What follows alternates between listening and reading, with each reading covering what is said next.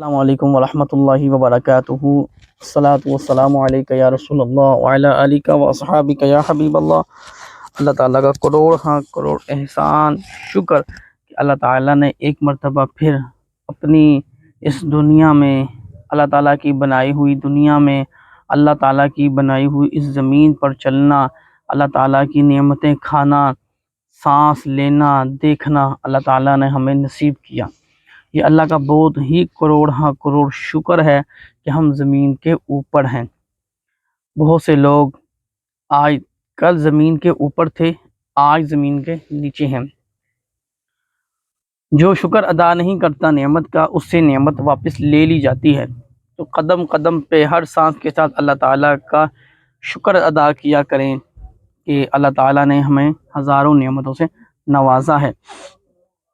یہ دنیا بھی اللہ تعالیٰ نے ہی بنائی ہے، آسمان بھی اللہ تعالیٰ نے ہی بنائے ہیں، چرند پرند انسان جانور مخلوق، وہ جو ہمیں نظر نہیں آتی، جو ہمیں نظر آتی ہے، آسمان، جنت، دوزخ، پہاڑ، یہ اللہ تعالیٰ نے بنائے ہیں، اور انسان اشرف المخلوق ہے الحمدللہ۔ اور ہم اس نبی کی امت ہیں، سب سے افضل نبی ہیں، امت بھی ہم باقی امتوں میں افضل ہیں۔ یہ ہمیں اعزاز اور پروٹوکول دنیا میں ہی مل گیا ہے۔ آنکھیں بند کر کے اللہ تعالیٰ کی نعمتوں کو محسوس کریں، اللہ تعالیٰ کی دی ہوئی نعمتوں کو دیکھیں، دنیا سے جائیں، پہاڑی علاقوں میں جائیں، ایک شہر سے دوسرے شہر جائیں۔ میرا ایک مشورہ ہے، آپ گلگت والی سائڈ پہ بھی گئے ہوں گے، وہ پہاڑ دیکھیں، آپ کو ایک سکون محسوس ہوگا اس کو دیکھ کر۔ جایا کریں وہاں پر، جا کے وظیفہ کرنا اس کا اپنا ہی مزہ ہے۔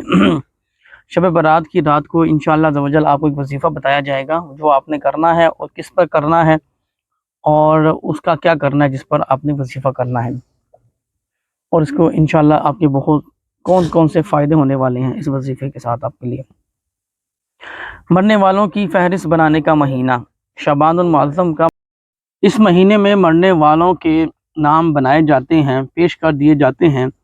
حضرت سیدنا عائشہ صدیقہ رضی اللہ تعالی عنہ فرماتی ہیں، تاجدار رسالت صلی اللہ تعالی علیہ وبارک وسلم پورے شعبان المعظم کے روزے رکھا کرتے تھے۔ فرماتے ہیں، میں نے عرض کی، یا رسول اللہ صلی اللہ تعالی علیہ وبارک وسلم، کیا سب مہینوں میں آپ صلی اللہ تعالی علیہ وبارک وسلم کے نزدیک زیادہ پسندیدہ شعبان المعظم کے روزے رکھنا ہے؟ تو محبوب رب العالمین صلی اللہ تعالی علیہ وبارک وسلم نے ارشاد فرمایا، اللہ عز و جل اس سال مرنے والی ہر جان کو لکھ دیتا ہے، اور مجھے یہ پسند ہے کہ میرا وقت رخصت آئے اور میں روزے دار ہوں۔ حضور علیہ السلام دو جہان کے سلطان ہیں، اور دو جہان کے سلطان کیا فرما رہے ہیں کہ جب میرا وقت رخصت آئے میں روزے دار ہوں۔ میں اور آپ غور کر لیں کہ ہم کون ہیں، ہم کیا ہیں، اور ہمارے لیے کیا کیا احکام جاری ہو سکتے ہیں اس شب برات کی رات کو۔ ہم نے کیا کرنا ہے، ہم نے کیا کر لیا ہے۔ اللہ عز و جل کے حضور جب ہمارے نامہ اعمال پیش کیا جائے گا تو اس میں کیا تحریر ہوگا، عبادت یا گناہ؟ کیا تحریر ہوگا، ہم نے کیا لکھوایا ہے؟ لکھنے کا کام فرشتوں کا ہے، لکھوانا ہمارا کام ہے۔ ہم جو بولیں گے وہ لکھ لیں گے، اچھا بولیں گے اچھا لکھیں گے، برا بولیں گے برا لکھیں گے، کسی کو نیکی کی دعوت دیں گے تو وہ لکھ دیں گے، کسی کو گناہ کی دعوت دیں گے وہ بھی لکھ دیں گے، ثواب کریں گے وہ بھی لکھ دیں گے، گناہ کریں گے وہ بھی لکھ لیں گے۔ تو اس رات کو نامہ اعمال ہمارا پیش کیا جاتا ہے کہ پورا سال اس بندے نے کیا کیا ہے۔ پھر ہم روتے ہیں، جی یا اللہ ہمارا یہ کام ہو جائے، یا اللہ ہمارا یہ کام ہو جائے، اور ہم نے عمل کیا کیا ہوتا ہے۔ رجب بھی گزر گیا، 27 رجب کو کیا ہوتا ہے، حضور علیہ السلام کو معراج، اور اسی رات کو 5 جو نمازیں ہیں حضور علیہ الصلوۃ والسلام کو تحفے میں ملتی ہیں، اللہ خود گفٹ کرتا ہے اپنے محبوب کو۔ وہ 5 نمازیں ہم پڑھتے ہیں کہ نہیں؟ میں اور آپ غور کر لیں، نمازوں کی اور روزوں کی پابندی کریں، حضور علیہ الصلوۃ والسلام کی ذات پر کثرت سے درود پاک پڑھیں، ماں باپ کا ادب و احترام کریں، دوست احباب رشتہ دار عزیز و قربا، دنیا میں اور زمین کے اوپر رہنے والے انسان جانور پرندے ان کا احساس کریں، تکلیف نہ پہنچائیں۔ ان اللہ مع الصابرین، اللہ تعالیٰ صبر کرنے والوں کے ساتھ ہے۔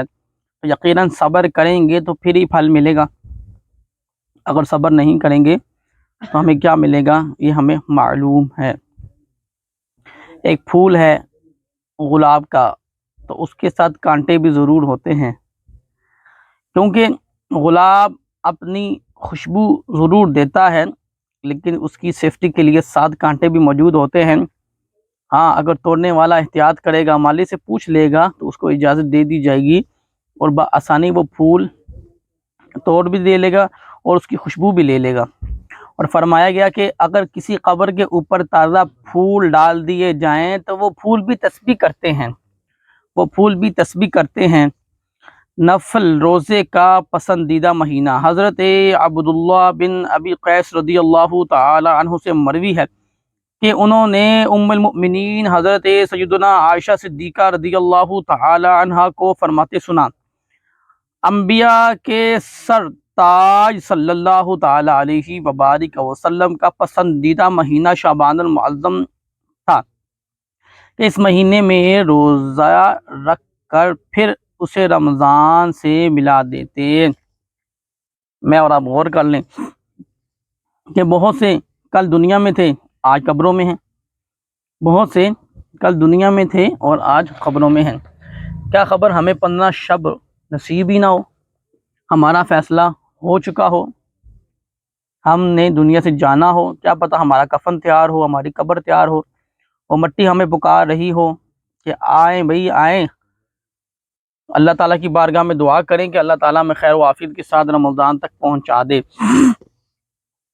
لوگ اس مہینے سے غافل ہیں۔ شعبان المعظم کا مہینہ بہت برکت والا مہینہ ہے، کیونکہ اس مہینے میں ہی نامہ اعمال پیش کیے جاتے ہیں اور پورے سال کا بایو ڈیٹا لکھا جاتا ہے کس کو کیا ملنا ہے۔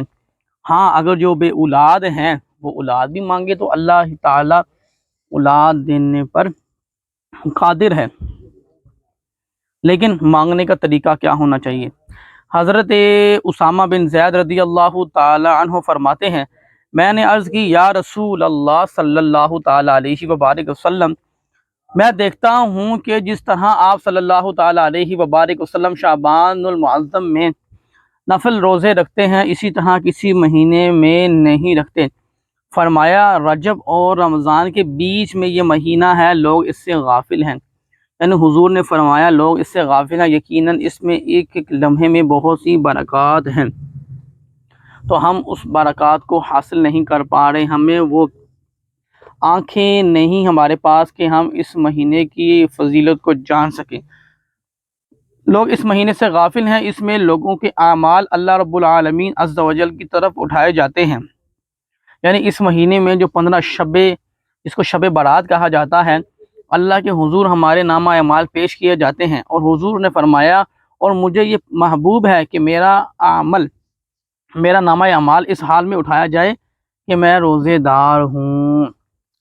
حضور علیہ الصلوۃ والسلام فرما رہے ہیں دونوں جہان کے سلطان جن کے لیے کائنات بنی، آسمان اور زمین بنا، جن کے لیے اللہ تعالیٰ نے اپنا رب ہونا ظاہر کیا، وہ فرما رہے ہیں کہ لوگ اس مہینے سے غافل ہیں۔ یعنی ہم اس مہینے میں بہت سی باتیں اللہ سے منوا بھی سکتے ہیں، اپنے والدین کی بخشش بھی کروا سکتے ہیں، اپنے لیے نیک اولاد بھی مانگ سکتے ہیں، اپنے لیے عافیت کا سوال بھی کر سکتے ہیں، اور اللہ کے حضور جھک کر رو رو کر اپنے لیے جنت بھی مانگ سکتے ہیں۔ یہ مہینہ گزر گیا، پھر رمضان کا مہینہ جس کو نصیب ہو، لیکن لوگ اس مہینے سے غافل ہیں۔ یہ فرمان حضور علیہ الصلوۃ والسلام کا ہے۔ طاقت کے مطابق عمل کیجئے۔ حضرت عائشہ صدیقہ رضی اللہ تعالی عنہ روایت فرماتی ہے رسول اللہ صلی اللہ تعالی علیہ وبارک وسلم شعبان المعظم سے زیادہ کسی مہینے میں روزے نہ رکھا کرتے تھے۔ میں اور آپ غور کر لیں کہ ہم نے کتنے روزے رکھے ہیں اب تک، کہ پورے شعبان المعظم کے ہی روزے دار تھے، یعنی حضور پورا مہینہ ہی روزہ رکھے۔ اپنی استطاعت کے مطابق عمل کرو، اللہ عز و جل اس وقت تک اپنے فضل نہیں روکتا جب تک تم اکتا نہ جاؤ۔ بے شک اس کے نزدیک پسندیدہ نفل نماز وہ ہے جس پر ہمشگی اختیار کی جائے اگرچہ کم ہو۔ تو جب آپ صلی اللہ تعالیٰ علیہ وبارک وسلم کوئی نماز نفل پڑھتے تو اس پر ہمیشگی اختیار کرتے فرماتے۔ اللہ تعالیٰ ان کا صدقہ ہماری دعاؤں کو قبول فرمائے اور ہم سب کی بے حساب مغفرت اور بخشش فرمائے۔ نہ جانے ہمارے لیے کیا فیصلہ ہو جائے یا فیصلہ ہو چکا ہو۔ اگر تو پچھلے سال فیصلہ ہو گیا ہے تو ہمارے پاس 3 دن باقی ہیں، کسی بھی لمحے حضرت جبرائیل علیہ السلام آئیں گے اور ہماری روح قبض کر کر لے جائیں گے۔ مکان بنانے والا مردوں کی فہرست میں شامل، یعنی اس کا نام مردوں کی ایک ڈائری میں، ایک کتاب میں، ایک فائل میں لکھ دیا گیا۔ حضرت امام ابن ابی الدنیا رحمۃ اللہ تعالی علیہ حضرت عطا بن یسار علیہ الرحمہ سے روایت کرتے ہیں کہ جب نصف شعبان کی رات یعنی شب برات کی رات آتی ہے تو ملک الموت علیہ السلام کو ایک صفحہ دیا جاتا ہے اور کہا جاتا ہے یہ صفحہ پکڑ لو، ایک بندہ بستر پر لیٹا ہوگا اور عورتوں سے نکاح کرے گا اور گھر بنائے گا جبکہ اس کا نام مردوں میں لکھا جا چکا ہے۔ اللہ اکبر، اللہ اکبر، استغفر اللہ، استغفر اللہ، استغفر اللہ۔ الذین اذا اصابتهم مصیبۃ قالوا انا للہ وانا الیہ راجعون، یعنی حضرت جبرائیل علیہ السلام کو ایک صفحہ دیا گیا اور اس پر کیا لکھا ہے، ایک بندہ اپنے بستر پہ لیٹا ہوگا اور عورتوں سے نکاح کرے گا اور گھر بنائے گا جبکہ اس کا نام لکھ دیا گیا ہے کہ جیسا ہی اس کا گھر تیار ہو جائے دنیا میں تو اس کی روح قبض کر کر اس کو لے آؤ۔ میں اور آپ غور کر لیں، ہم اللہ عز و جل سے عافیت کا سوال کیوں نہیں کرتے؟ ہم دولت مانگتے رہتے ہیں، دے دیں دے دیں، وہ تو اللہ تعالیٰ نے عطا کرنی ہی کرنی ہے، لیکن عافیت کا سوال کریں کہ اللہ تعالیٰ عافیت کے ساتھ لمبی زندگی عطا فرمائے۔ ابھی 2 دن پہلے مجھے اطلاع ملی، ہمارے ایک شاگرد ہیں، ان کی خالہ جان بہت سخت بیمار تھی، 2 دن پہلے انتقال کر گئی، یعنی ان کا پچھلے شعبان فیصلہ ہو گیا تھا کہ انہوں نے اس شعبان سے پہلے دنیا سے جانا ہے۔ سال بھر کے معمولات تقسیم۔ حضرت ابن عباس رضی اللہ تعالی عنہما فرماتے ہیں ایک آدمی لوگوں کے درمیان چل رہا ہوتا ہے حالانکہ وہ مردوں میں اٹھایا ہوا ہوتا ہے، پھر آپ رضی اللہ تعالی عنہ پارہ نمبر 25 و دخان کی آیت نمبر 3 اور 4 کی تلاوت۔ بسم اللہ الرحمن الرحیم، انا انزلناہ فی لیلۃ مبارکۃ انا کنا منذرین فیہا یفرق کل امر حکیم، بے شک ہم نے اسے برکت والی رات میں اتارا، بے شک ہم ڈر سنانے والے ہیں، اس میں بانٹ دیا جاتا ہے ہر حکمت والا کام۔ شب برات کی جو رات ہے اس کے بارے میں حکم ہوا کہ اس رات اللہ تعالیٰ سب کو جو جس کو چاہیے ہوتا ہے، جو مانگتا ہے اللہ تعالیٰ اسے عطا کر دیتا ہے، لیکن پھر عرض کروں گا عافیت مانگیں، اللہ سے اپنی سلامتی، ماں باپ کی سلامتی مانگیں، عافیت مانگیں، اور پھر یہ دعا کریں کہ اللہ تعالیٰ عافیت کے ساتھ دولت دے، عافیت کے ساتھ اولاد دے، عافیت کے ساتھ۔ شب برات اس رات میں پورا قرآن لوح محفوظ سے آسمان دنیا کی طرف اتارا گیا، پھر وہاں سے 23 سال کے عرصے میں تھوڑا تھوڑا حضور علیہ الصلوۃ والسلام پر اتارا گیا۔ یعنی 15 شب برات کو پورا قرآن مجید لوح محفوظ سے آسمان دنیا کی طرف اتار دیا گیا اور اس کے بعد 23 سال کے عرصے میں تھوڑا تھوڑا حضور علیہ الصلوۃ والسلام پر اتارا۔ بہت ہی فضیلت والی رات ہے، بہت برکت والی۔ اللہ اکبر۔ اس آیت سے یہ معلوم ہوا جس رات میں قرآن اترا وہ مبارک ہے، یعنی شب برات۔ تو جس رات میں صاحب قرآن صلی اللہ علیہ وسلم دنیا میں تشریف لائے وہ بھی مبارک ہے، یعنی رمضان۔ اللہ، اس رات میں سال بھر کے رزق، موت، زندگی، عزت، ذلت، غرض تمام انتظامی امور لوح محفوظ سے فرشتوں کو صفحوں پر نقل کر کے ہر صفحہ یعنی رسالہ اس کے محکمے کے فرشتوں کو دے دیا جاتا ہے، جسے ملک الموت علیہ السلام کو تمام مرنے والوں کی فہرست وغیرہ مل جاتی ہے۔ یعنی اس رات سارے معاملات طے کرنے کے بعد کیا ہوتا ہے کہ جس کو سال بھر رزق ملنا ہے، موت ملنی ہے، زندگی ملنی ہے، عزت ملنی ہے، اس نے پورا سال رسوا ہونا ہے، ذلیل ہونا ہے، خوار ہونا ہے۔